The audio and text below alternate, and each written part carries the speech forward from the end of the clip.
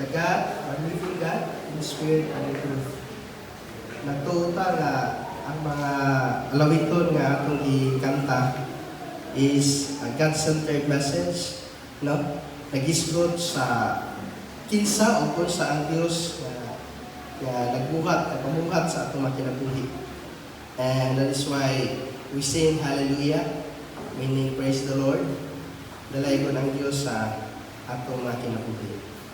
Now, this morning, we will talk about the life of Elijah. I know that many of us this morning are very familiar with this story, no?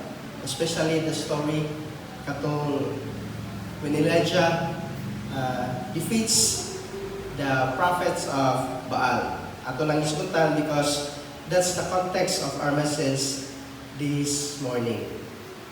And let's read first our passage. Makita diha sa 1 Kings chapter 19, verses 1 through 8. So if you have your Bible, please open up in 1 Kings chapter 19, verses 1 through 8. Ingon ang pulo sa Ginoo. Pagmasahon. Ahab told Jezebel all that Elijah had done, and how he had killed all the prophets with the sword. Then Jezebel sent a messenger to Elijah, saying, "So may the gods to do me, and more also, if I do not make your life as a life of one of them by the time tomorrow." Then he was afraid, and he arose and ran for his life, and came to Beersheba, which belongs to Judah, and left his servant there. But he himself went a day's journey into the wilderness, and came and sat down under a broom tree, and he asked that he might die, saying, "It is enough now, O Lord. Take away my life, for I am no better than my fathers." And he lay down and slept under a broom tree, and behold, an angel touched him and said to him, "Arise and eat." And he looked, and behold, there was at the head a cake baked on hot stones, and a jar of water. And he ate and drank, and lay down again. And the angel of the Lord came again a second time, and touched him, and said, "Arise and eat, for the journey is too great for you." And he arose, and ate and drank, and went in the strength of that food 40 days and 40 nights to Horeb, the mount of God. Let's pray. Thank you, O God, for this wonderful day. Thank you for the series of messages that we will tackle this morning. Lord, we pray that the power of the Holy Spirit will guide us, enlighten our hearts and our minds, so that we can fully understand your word, especially the principles that you will teach us today. That every believers, we will feel discouraged. We will collapse just like Elijah. But thank you for the hope that through this message, we will also learn how you care for us, how you supply us, how you give us strength. Kung salamat, Ginoo, that through this message, we will learn all these principles. That's why, Ginoo, salamat kay ikaw ang Diyos na nag-comfort ka na mo kaniadto kung karon sa maabot. Kinita na lang, isalina ka ng Ginoo, inaagi sa ngalan ni Jesus. Amen. Amen. Siguro we were alarmed hubaan siguro tano sa pahitabo sa kalibutan karon because Trump said mao pa ning sinugdanan. Last week is the only beginning o pila pa ka semana ang mulabay nga mahuman kining girahan. And daghang mga commentators, mga nag-study about sa gira nga dili lang kaya ang Iran ang kontra. So, ang uban, nag-ingon nga, nagpaluyo ang Russia, nagpaluyo ang China. I don't know what's the truth, o sa ay tinuod ana. Pero that's the speculation of everyone who sees the war today. No?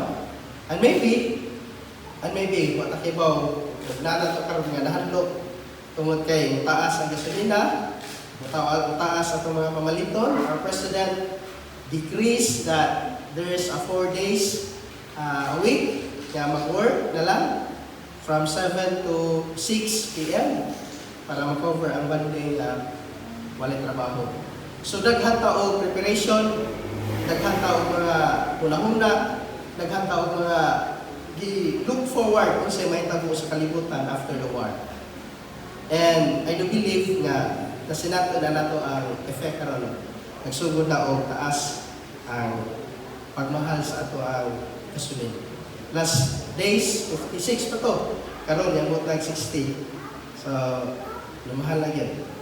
Anyway, usa na sa atong fear as Christians.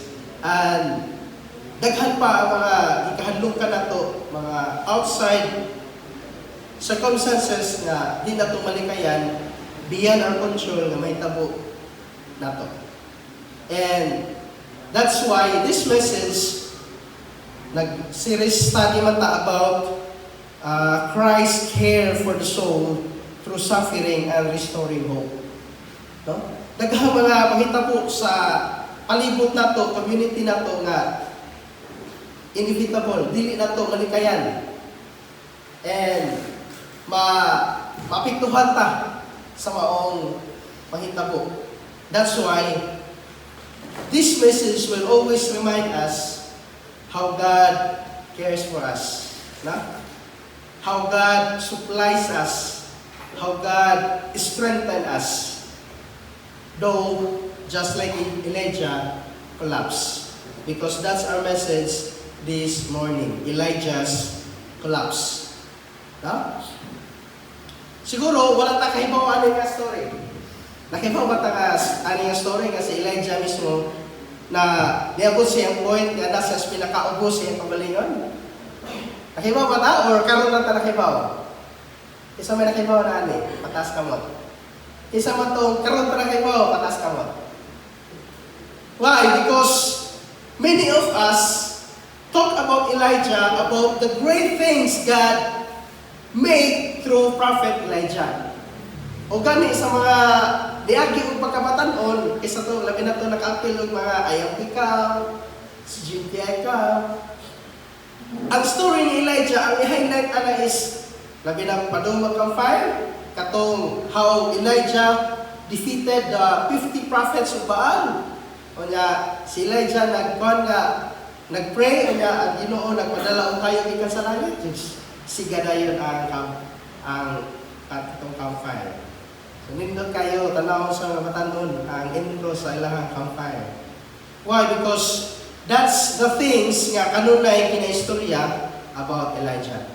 But on the other side, especially chapter 19, gipakita sa Ginoo nato that Elijah is also a man just like us. Meaning, he also have struggles. He also have despairs. He also have fears sa iyahang kinabuhi. Ugma na ang atong itan-aw karon nga kabuntagon. That's why our message is entitled Elijah's Collapse. Na? Ang pagkadaon ni Elijah and how God restored Elijah, how God strengthened Elijah, how God sustained Elijah. Manay atong tan-awon sa atong mensahe karon nga kabuntagon. And ingon ang pulo sa Ginoo ato sa gamay nga background, ingon ang pulo sa Ginoo, Ahab told Jezebel all that Elijah had done. So, sa first one, niingon na pulo sa Ginoo, Ahab told Jezebel. Kisa man si Ahab. Ahab was the king at that time sa Israel. No? Unya, si Jezebel is the queen. Siya ang asawa ni Ahab. O kinsa man ni si Jezebel?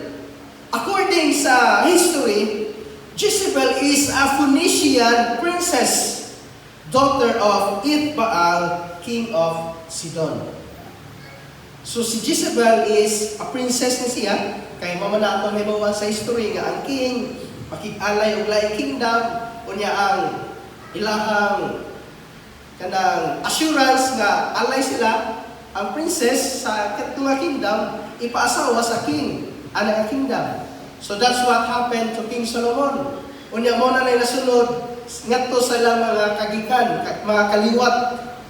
Ug mo na nahitabo nga si Ahaz nakig-alay sa king of Ithbaal, nakig-alay ni King Ithbaal sa king of Sidon. That's why Ithbaal gave his princess si Jezebel. And this Jezebel, she promoted Baal worship in Israel. So grabe no, basta dili gyud anak sa Ginoo, dili kaliwat sa Ginoo niya nataw diha sa pagano nga kultura, iyang gidala ang iyang kultura ngadto sa Israel. Unya si Ahaz wa gibuhat. That's why mao to anay tabo sa chapter 18 nga naay Baal worship. Gi-challenge ni Elijah ang mga prophet of Baal nga maghimo og duha ka burnt offering, ang usa ka offering para ni Baal, ang usa ka offering para sa God of Israel.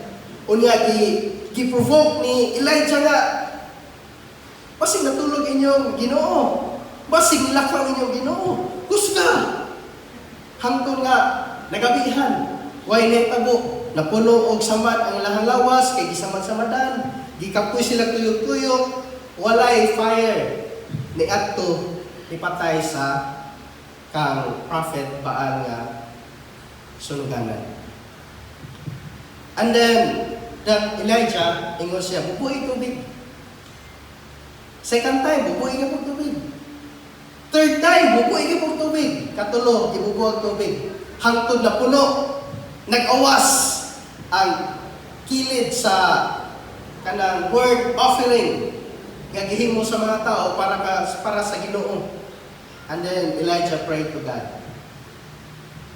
And the fire came down from heaven. Bush. Sunog. Ang halaran bisag puno og tubig. That's how God works through Prophet Elijah. And that's how God miraculously showed that He is the God of Israel, the true and living God. So what happened? After that, gidala ni Elijah ang mga prophet ni Baal, unya, gipamatay. Nasa chapter 18, verse 40. And Elijah said to them, says the prophets of Baal, let no one of them escape. And they seized them, and Elijah brought them down to the brook Kishon and slaughtered them there. Grabe, ipatay ni Elijah katong mga prophet ni Baal. Ug mao nay nadungog ni Jezebel sa verse 1. Ahab told Jezebel all that Elijah had done and how he had killed all the prophets with a sword. So, aron masabtan na to ang background sa maong kanang story, no? Kinsa si Jezebel o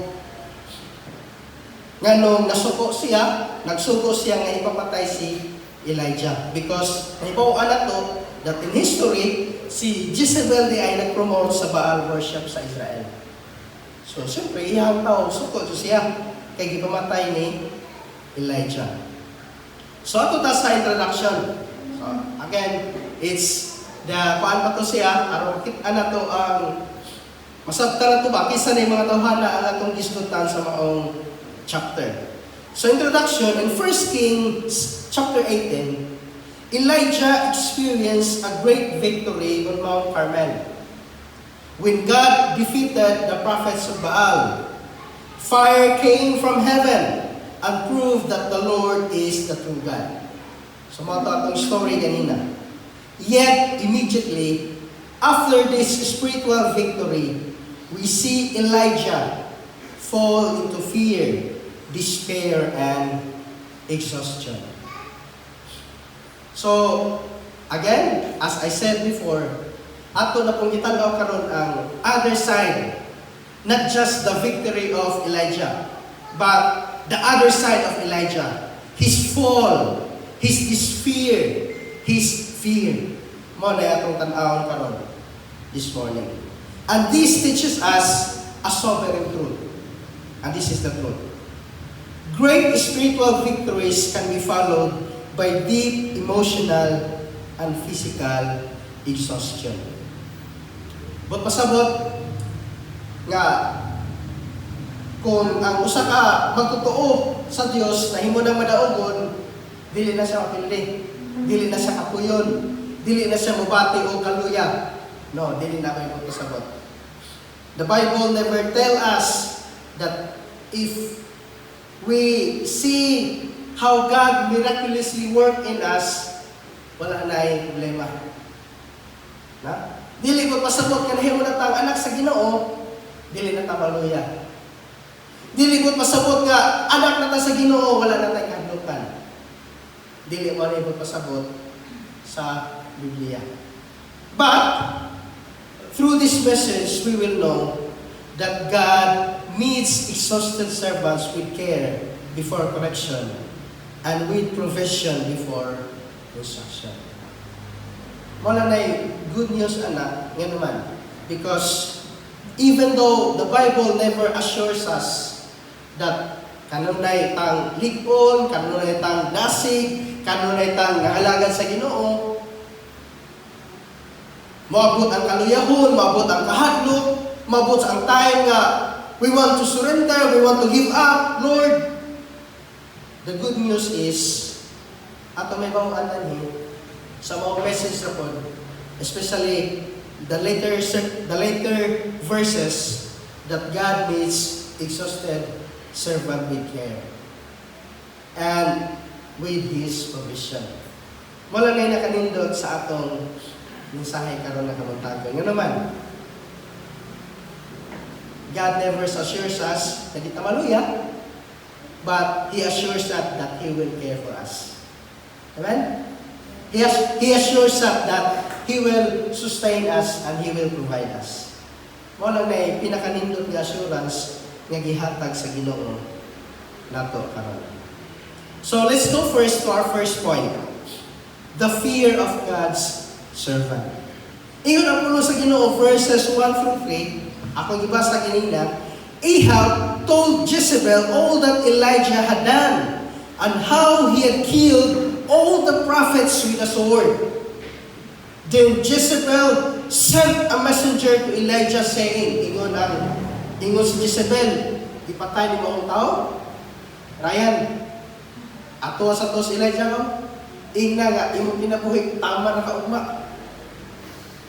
What will you feel? Kunay mo na sa mga malay, manoktok. Kuya Cliff, tarabay, naging na ho na, at niyan kasi yung trabahoan ng ba? Mujuti ka, kuya? So, what's the immediate reaction of Elijah? Ingon ang pulong sa Ginoo. So may the messenger saying, so may the gods to do me and more also, if I do not make your life as the life of one of them by the time of tomorrow. So mamatay mo si Elijah mo ni message nga, pat yun, kauba. So the immediate reaction of Elijah was, then he was afraid. Nahadlok si Elijah. And he arose and ran for his So, tungkol sa messenger, pagkadungog niya sa message, nahadlok siya, nitindog siya dahil ng nidagan. So, grabe ang reaction, no? Wala na magpa-unya-unya si Elijah. Wala siya maingon niya, inikakadlaon, bulakaw na po, wala. Pagkadungog niya sa message, diretso sa nitindog nidagan. What happened? Gibili na iyahang disciple, iyang servant, ingon siya na ni, and he was afraid, and he rose and ran for his life, and came to Beersheba, which belongs to Judah, and left his servant there. So, wala niya gamon niyang servant, iyang gibilin. Yan naman, tungod sa kahadlok ni Elijah. So what we know about Elijah? Elijah had witnessed miracles. Correct? Muna nga setting nga, gahapon, ipatay niya ang mga prophet ni Baal. He witnessed miracles that fire came from heaven. He called down fire from heaven and see national repentance. Nga naman, kay paghuman na ito ang mga tao, nga disimpa ni Baal, nibalik na ito sa Ginoo. He see national repentance. And yet, he still feared. Ug mo na giingon sa verse 3. Then, he was afraid. And he rose and ran for his life and came to Beersheba, which belonged to Judah, and left his servant there. So makita na to that even great people, great servant of God, libati o kahadlok, bisan sa mga dagkong butang nga iyang nahimo, bisan sa mga dagkong butang nga iyang nakita, miraculously, gagahom sa Diyos. So, what's the doctrinal message nga atong makita nato na? Meaning that even the most faithful believers remain weak because of indwelling sin and human frailty. Elijah is the same like us. Though he was a great prophet, atong naibawan sa history nga wala siya mawagi kamatay because God caught him up. No? But this chapter, the very chapter, 1 Kings chapter 19, God shows us the other side of Elijah. He fears, he trembles, o gipakita sa Dios how Elijah collapsed. That he is just like us. Mubati o kahadlok. He is just like us. He struggles. Kita gani, layo na itong gira, pero ang itong ihadlokan, mamahal ang gasolina. Hadlok na ganita, mahal ang gasolina. Samot napadyoy na, dyoy tao maingon yung i-assassinate na ka. Hadlok na tagsamo.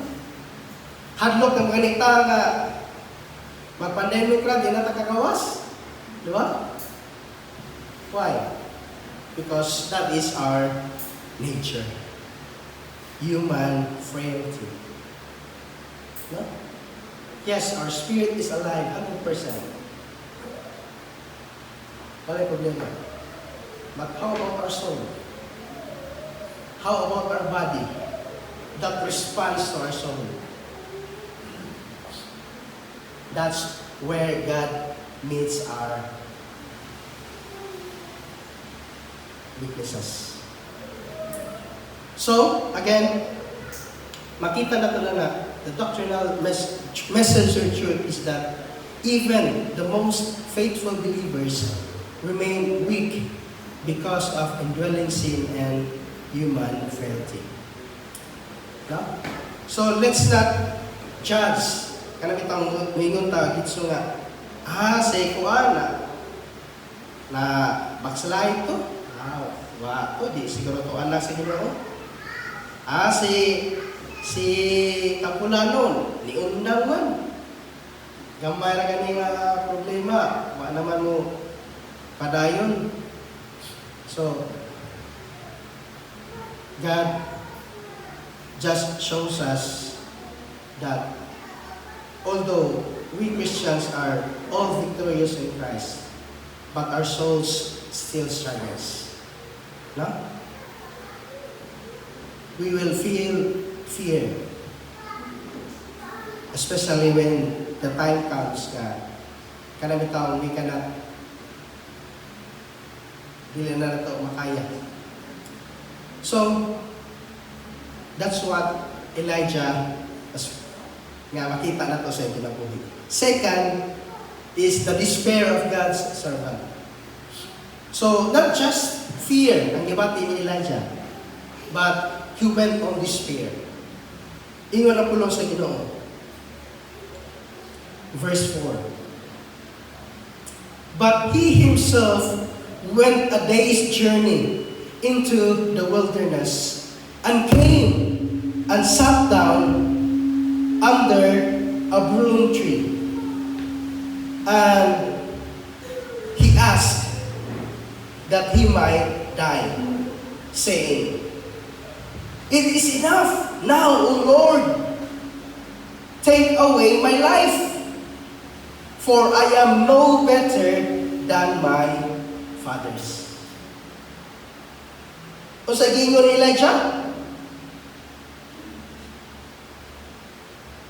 Lord, patyan na lang po. Lord, man supay mamatay. Sakto na Ginoo, waan na lang niya akong ginabuhi. Kaya wala man ko'y kalainan sa mga ginikanan. He refers to the servants of God before him. Na nakita niya.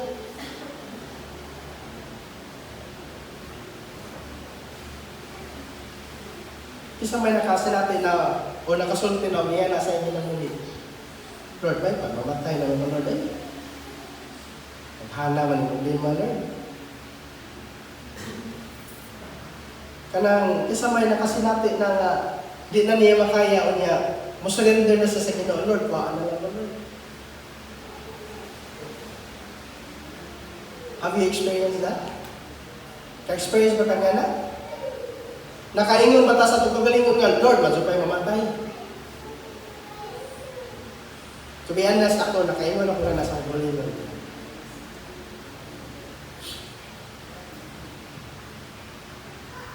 My wife, kadulong ko niya, sulti sa gana, labi na sa tayo nga siya, labi ito siya sa iyang health. Kaya maingon siya, masupay, mapahuway na ko, kay kapoy na ko. Bukat sa kasing-kasing paminahon ba. But I see the struggle sa akong wife, physically and mentally. And I don't know na to. Masin o nakasulti na po taong ingan na. No? Nga, you want to give your life, you want to give up your life, nga naman, because you are overwhelmed sa mga circumstances na para ni mo din na ni mo kaya. Para nato, dako na kayo ni problema ha. Para nato, wala na ko solusyon mahimuan ni. And that's how Elijah felt. Kaya ba siya nga na yung patay niya? So wala siya mahilula. Pag-abot na sa Beersheba, nilakaw pa dyan siya. Iya ang ibili na yung servant sa Beersheba. Nga naman, tungod kay dili sa kampante nga basig, ang killer niya, muadto musulod sa Beersheba. So walay peace of mind, walay rest. Ayaw na na, puro hadlok, nga pasipat niyo na siya. Muna ang paglingko niya, under the tree, nag-ambo siya sa Ginoo, Lord, kuhaan na lang ko. Kaysa mabati ko nga ni Lord, ikapoy na kong lakaw. Gikapoy na kong tagog, gikapoy na kong dagan. Patiyan na lang ko, Lord. That's how Elijah felt.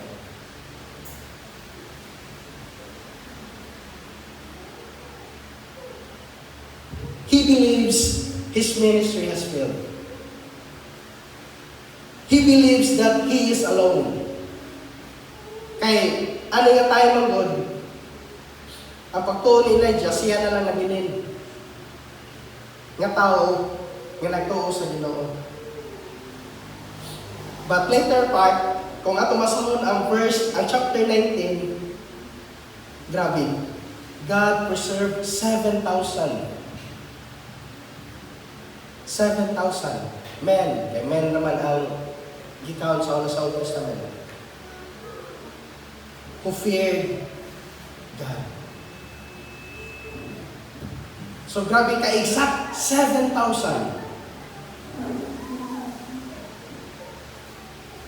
That's why he said, mas badyo pa yung mamatay.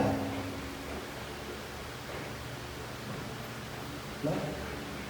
Sometimes, struggles, fears, circumstances that we cannot control overwhelms us.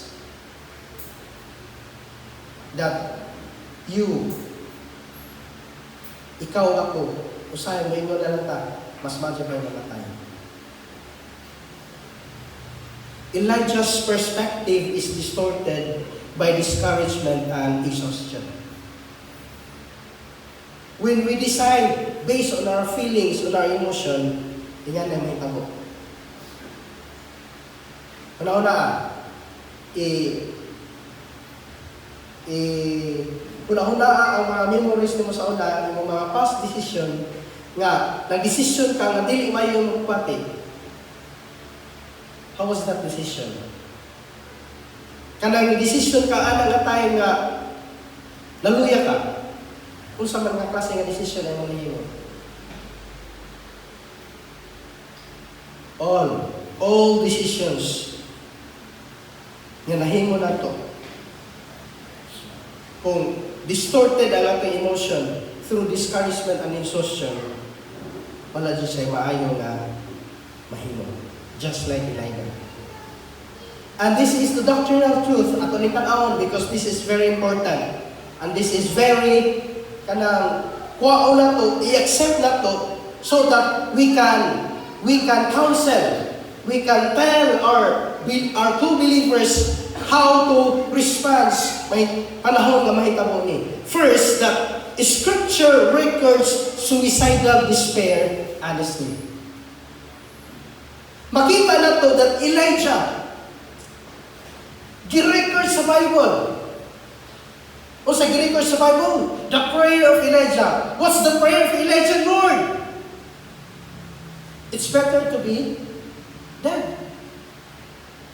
Lord, kuhaan na lang ko. Suicidal despair. Scripture records suicidal despair honestly. Wala nagitago sa Bible. And God shows us not just for sa mga random people, kundi Elijah, the great prophet. Elijah, nga wala mo agi kamatay. Nga giila na to nga grabe ka, Diyos nun. Grabe ka, manaugon sa iyang pagpangalagan sa Ginoo, and yet, it recorded in the Bible. His despair. Siguro no, kung gisuhat ako sa Biblia atong mga despair, daghan siguro. Or i-record nimo itong mga times nga nag-pray ka, nga Lord, matsupay, kanin na lang aron matabla tanan, mag-waits tanan. Aron, wala na yung masukol ako. Scripture records suicidal despair honestly. And God does not rebuke Elijah for expressing it. Ako makita na nga ang Ginoo wala mag-rebuke ni Elijah sa mag-express niya sa iyang despair. No? Wala sa gi-rebuke, oy, sayot na ha? Elijah, no. Wala na ito makita. later on, makita na to kung Diyos sa Ginoo pag-comfort si Elijah through his despair. And, ikatulo, emotional despair can coexist with true faith.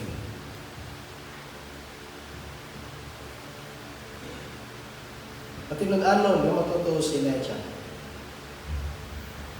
Dako o pagtuo si Elijah that God sends fire from heaven through his prayer. Elijah prayed that there will be rain, and then it rains. Meaning that Elijah has faith. Nakuha na to ang point nga ang buong pasabot ani that emotional despair can coexist with true faith. Bisan na ituod natin pagtuo sa Ginoo, pero dili malikayan nga na mo coexist nga despair. Na ay mga kahadlok, na mga butang na masulti na po nga dili maayo, na mga struggles, na mga butang na nakapanuya na to. And yet, we have faith. Kung sa may gitudlo na ito dahil nga message, magpasabot nga, dili tuod, ang mga magtutuon na luya, wala na ipagtuod. Dili na sa tinuod. Sama sa message last Sunday, remember? Di Pastor Bo? Darkness without resolution. Ang salmista, naghimo sa kanta nga, why? Solusyon ang Ginoo. Makita na to sa mga verses. And one of his point, nga, dili mo pasabot, and we will correct that idea, teaching nga, kung naluya ta, wala natin pagtuo. No, it's not. Why? Because sometimes emotional despair can coexist with true faith. May pagtuo si Elijah. And at the same time, naa siya mga pag-ampo na gusto sa mga life. Is it true to us? Tinood na na natin pagtuo sa Ginoo, pero ang atong pag-ampo, gusto na tapawan sa Ginoo? Can we say amen to that? Amen. So, tungod kay tinuod na nga principle, nagitudlo, ipakita sa Ginoo na to, ano ta sa katulong, how God meets His servant. How God is compassionate to His servant. Instead of rebuking Elijah, God shows gentle care. Verse 5 through 7. Let's read. Ingon ang pulo sa Ginoo. And he lay down and slept under a broom tree, and behold, an angel touched him and said to him, Arise and eat. And he looked, and behold, there was at his head, kaya nahigdaw siya, nasa babaw sa iyang ulo, dili, literal nga pagtindong na sa iyang head, no? Kung dili, nasa iyang uluhan, ingon na pulo sa Ginoo, there was at his head a cake baked on hot stones and a jar of water. Look how God meets His servant. Grabe, no? Grabe. Na, as I studied this passage, grabe na-amaze ko sa provision sa Ginoo. Nga usahay, makaingon na tao, we want to surrender to God, but God always shows us the way out. Usahay, magunaw na sa itong financial status. Gusto naman itong kanunugma. Atong nabilin 100, 200, 300. May pulong na lang ka, nahumba daw sa simana. Mga kong kikikaon. Huwag magyapon ko makaskip o panihapon, paniot to or pamahaw. Can we experience that? Di ba? Kalunay na tang maka-experience ka na. Nga magunaw na ta, back in our mind, bisag wala ta musulti, pero maginugtog na tao, labi na itong mga nagmaoytig, bagsit sa balay, nga, asa Saan man nagkuhan? Ano nga? 500 na naman, layo pa sundo. Grabe ang ginumungit sa iyahang mga servant. Ano naman, what happened? Elijah slept under the tree and God sent his angel. And the angel provides bread, bake. Grabe, talawa ang kanang pag-specify, pag-clear sa message. Ino siya, bake on a hot stone.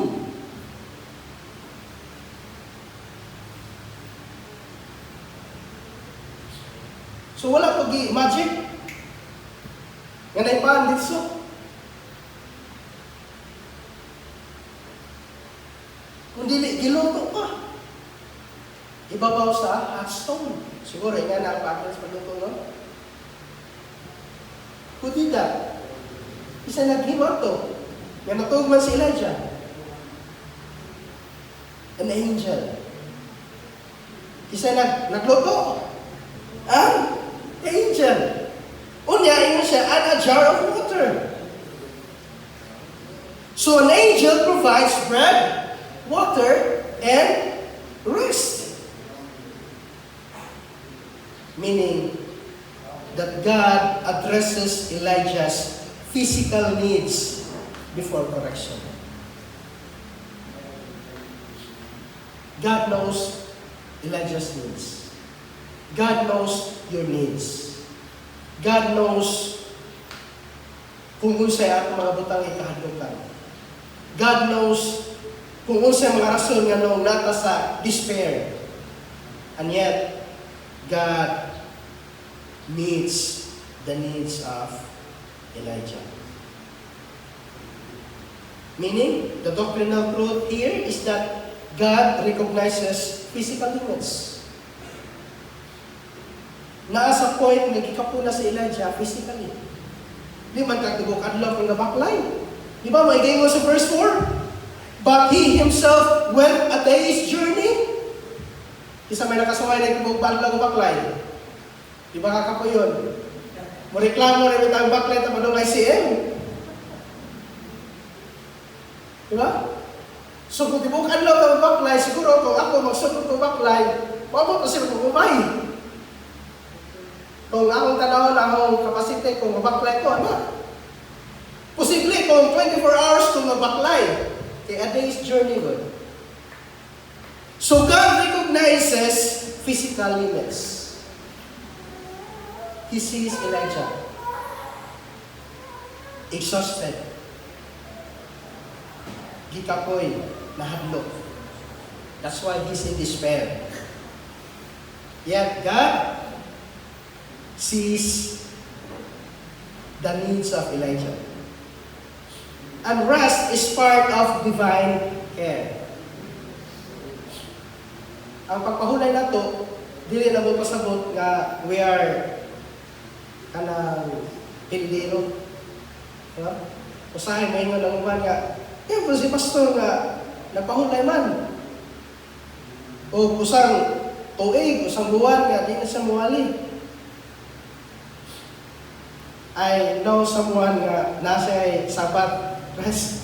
Siguro si pastor mo, kaya ba ko namin? Isa nga pastor nga nasa Sabat rest. No?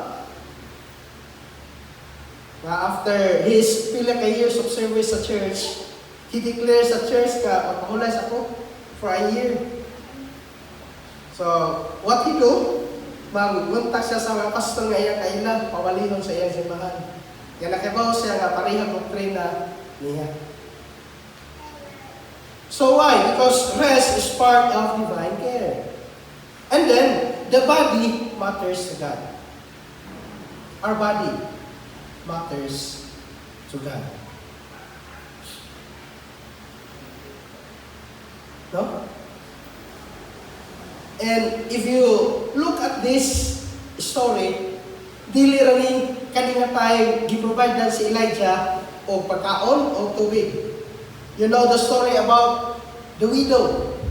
Nga katong flour and oil. Nga niadto si Elijah sa balay. Nga mao na lang to'y flour and oil maluto for the last time. para sa iyang pamilya, pero gihatag ni Elijah. And yet God provided flour and oil hangtod mahuman ang famine. We all know the story of Elijah hiding in the mountain. Nga napakaon niya is ang crow. Magsigig dala o karne. Or pan. Can you imagine that? Unya ang group ato sa mountain, walay pagkahumas. Can you imagine that provision? Meaning that our body matters to God. God cares for the whole person. Not just our spirit. Nga maluwas, mo sa langit, ma-enjoy ang presensya sa Ginoo. But the Lord, who sovereignly governs salvation, also providentially cares for our sleep, our food, our strength, and our restoration. Manang akong gitagaan ka o panahon na makapahulay ka, use that rest. Kung nadisgrasya ka, kay exhausted na mong lawas, o kay tarong tog, sayo kang mata, overtime, disgrasya. Kung pasapot na, ipapahulay ka sa Ginoo.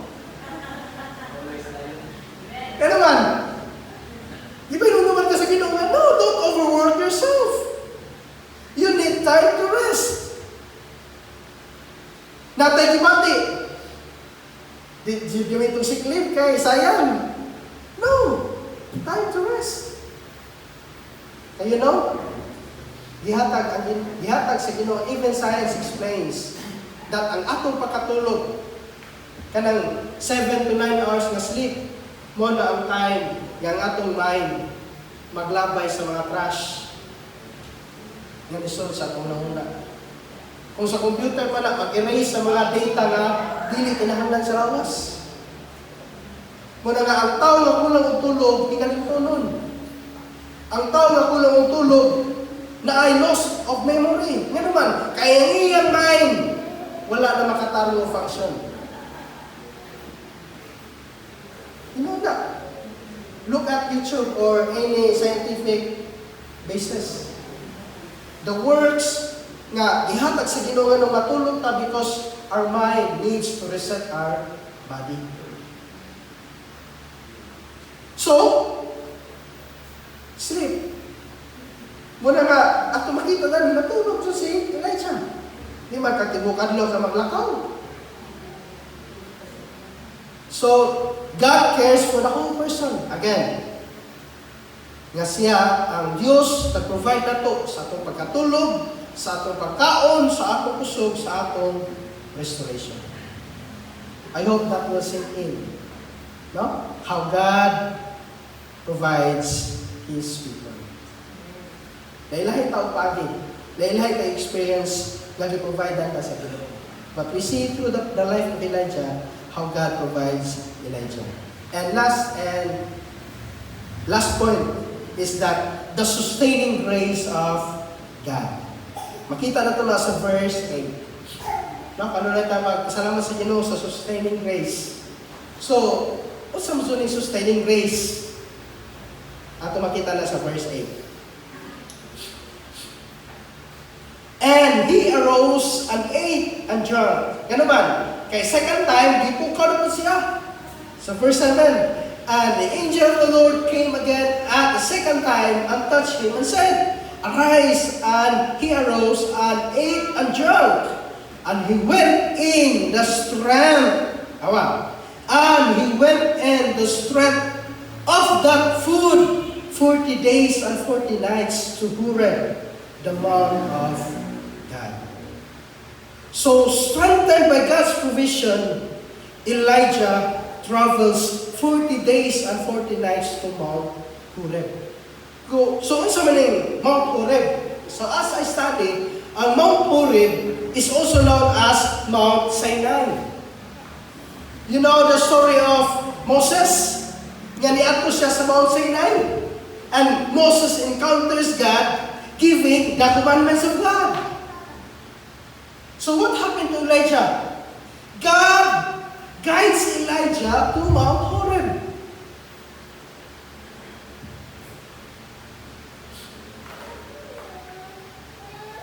For 40 days and 40 nights. Meaning that God sustains over time and not immediately. The message here is, ang pag-sustain sa Ginoo na to, over time na siya. Mag-wonder na lang ka na up until now, God provided us. No? Naipangitabo, na di na tumalikayan. Natay gastuhon. Manguna-una taas at tag-igasto. Pero pagka-ugma, magkatawa na ta, kailan natay kwarta, igasto. Diba? Have you experienced that? Yes or yes? Nabi na itong mga mama na ito, no? Mga so'y kanunay nakakita sa budgeting. Mamays na sa Ginoo. And recovery is often progressive. Anam-anam, hinay-hinay. Ang recovery nga gihatag sa Ginoo na ito. But the most important here is the grace supplies endurance. And that is the grace that sustains us, the sustaining grace that up until now, you and I, naagya pagkaroon na lalagan sa Ginoo. How many times na ay naghulga mo? How many times na may mga sitwasyon nga you want to give up? How many times ka na maingon nga, ubiya na lang ko, kay mura paano ko kasabot, ani? But look at you now. Up until now, you're here, serving with us. Why? But because that is the grace of God that supplies us every day. No, dili kita. Makapangalaga ta si Ginoo not because of our own strength. Kaya kung atong tan-awon ang atong kaluyahon, dili siya makalagad sa Ginoo kung atong pamalingon gusto. Gusto na may itang pahuway, gusto may itang surrender. Pero ano, nakapadayon na itang karon. Look at our ministers. Pastor Bong, how many years na ka, Pastor? 30. See, 30 years of service. And out of the 30 years, di ba ta, pila ka mga problema, pila ka mga circumstances, dagko o gagmay. Nilapas, niapos yung kinabuhi. And yet, he's still serving. And that is the evidence of God's grace. No? The evidence of God's grace. Just like Elijah. For 40 days and 40 nights, journeying to Mount Horeb, God provides and sustains Elijah. So what's the conclusion? Elijah thought his ministry was over. But God fed him, strengthened him, restored him, and continued to use him. God's grace sustains weary servants.